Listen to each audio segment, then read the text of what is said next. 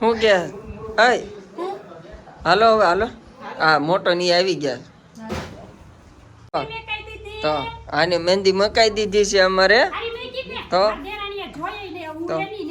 હા બરાબર છે સાચી વાત છે તો અને જોરદાર મૂકી તો જો અમારા મેડમજીની સરસ મજાની મહેંદી મુકાઈ ગઈ છે. પગે બી મૂકી છે. પગે મૂકી જીને દવા બવા પાઈ દીધી છે.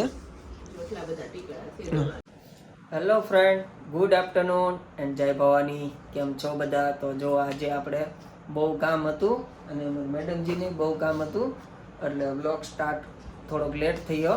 કારણ કે અત્યારે વાગ્યા છે બપોરનો 1 અને આપણે 1 વાગે વ્લોગ સ્ટાર્ટ કર્યો છે. એનું રીઝન એ હતું કે દયાને શુટુબે ગયા છે મહેંદી મૂકવા અને આપણે એ મહેંદી મૂકાવીને આવે પછી જવાનું છે કારણ કે જયવર્ધનને એ બધાની ઘરે મૂકીને ગઈ છે એટલે આપણે ધ્યાન રાખશું અને આવે ત્યારે આપણે જઈશું મહેંદી મૂકાવા.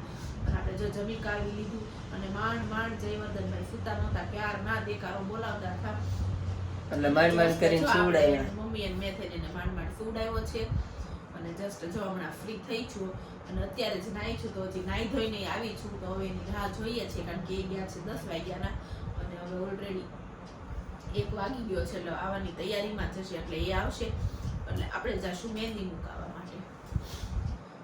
બોલાવી દીધા છે. શું કે અય હાલો હવે હાલો. હા મોટો ની આવી ગયા તો જો અમારે મોટો ની આવી ગયા છે. હા તો અને આને જો તો આને મહેંદી મકાઈ દીધી છે અમારે તો હા બરાબર છે સાચી વાત છે તો અને જોરદાર મૂકી શીકલા પડી ગયા અને અમારે હજી સુતુબેન મહેંદી મુકાવે છે અને આ અમારે એની કાકીને જવાનું બાકી છે અમારે મેડમજીને. હે તો અમારે બાગાગલ ને મહેંદી મુકાવાની બાકી છે. કા બાગાગલ છોકરાને રાખતી હતી અને રોવડાવતી હતી બહુ છોકરાને રોવડાવ્યો બિચારાને જયવર્ધન ને. કા બેટા તાર કાકી રોવડાવતી હતી ને બેટા તને દીકો તો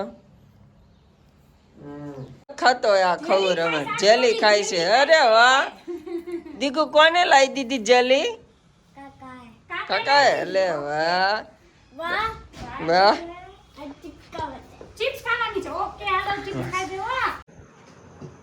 તો જો આપણે મેડમજીની મહેંદી મુકાવીને વિયેવા છીએ અને મારે ભાવનગર કામ હતું ને મારું ઈ પતાવ્યો.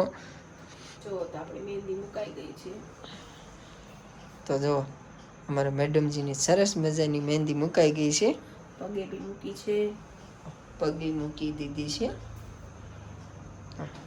સરસ મજાની કેવી મહેંદી લાગી કોમેન્ટમાં કહેજો.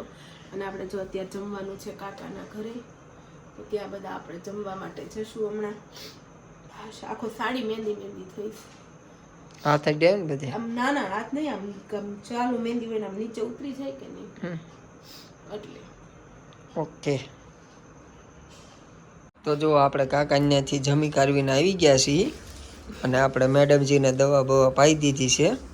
એટલા બધા ટીકડા ફેરવવાના મને બધું ભરત કે અત્યારે નથી પીવી દવા પણ આમ જો ભાગ નો પીધો ને ગળા બળવા માંડ્યું, નાકમાંથી પાણી આવે છે એટલું સખતનું, માથું એટલું દુખે છે ને એમ થાય માથું હમણાં ફાટી જશે.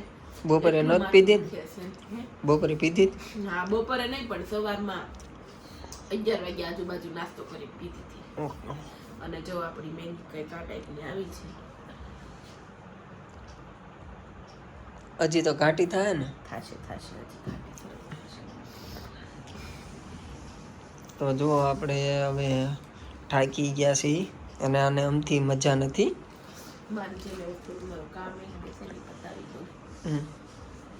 બધા કપડાની વ્યવસ્થિત મૂકી દો કયા ટાઈમમાં કયા પહેરવા એટલે બહુ ગોતવા ન પડે. સમજા તમે? ઓલા તાર નાક ઓલા ટીપા પડ્યા એ નાખવાના નાકમાં. એ મને નથી ગમતા. કંઈક થાય છે નાકમાં એ ટીપા જાય ને ત્યાં એ ગમાડવા પડે, એ ગમે નહીં. તો જો ફાઇનલી આપણે મેડિસિન પી લીધી છે અને આજ આપણને થોડુંક સારું બેટર ફીલ થાય છે મેડિસિન લીધા પછી. અને 1 વાગ્યો છે તો હવે આપણે સૂઈ જઈએ કારણ કે કાલે આપણે ગીત ગુંજન છે એટલે આપણે ગામમાં બધે કહેવા જવાનું છે. અને કાલ નણંદબાની મહેંદી મૂકવા આવવાના છે, એટલે એની બી મહેંદી રસમ કરવાની છે. એટલે કાલનો આખો ડેઝ બી બહુ બીજી છે. એટલે આજના વ્લોગને આપણે એન્ડ આપીએ. અને આજનો વ્લોગ સેજ નાનો બન્યો છે, પણ પ્લીઝ ચલાવી લેજો. તો અમારો આજનો વ્લોગ તમને કેવો લાગ્યો એ કોમેન્ટમાં જરૂરથી કહેજો. જો ફેસબુકમાં મારા વિડીયો જોતા હોય પેજને ફોલો કરી દેજો, અને ચેનલ પર નવા આવ્યા હોય તો ચેનલને સબસ્ક્રાઈબ કરી દેજો. જય Bhavani, good night, sweet dreams, take care. જલ્દીથી મળીએ નવા વ્લોગ સાથે. ત્યાં સુધી બાય.